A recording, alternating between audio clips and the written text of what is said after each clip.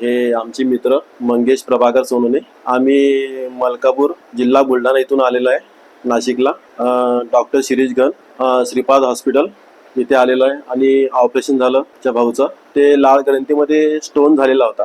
तिच्यामध्ये 17 mm चा खडा होता. इथं डॉक्टरांनी अँडोस्कोपीद्वारे तो खडा काढला बाहेर आणि डॉक्टरांनी ट्रीटमेंट पण खूप छान केली. इथला जो स्टाफ होता तो खूप अतिउत्तम होता. स्वच्छता बी चांगली होती. अगदी वेळोवेळी त्यांनी सलाईन इंजेक्शन वगैरे लावले टायमावर आणि रात्री पण डॉक्टरचा फोन आला होता. चेकअप पण केलं होतं आणि खूप स्वच्छता पण खूप छान होती.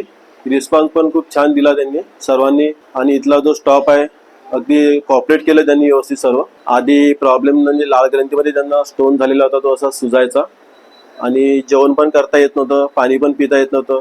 कमीत कमी हा त्रास 1 वर्षापासून होता.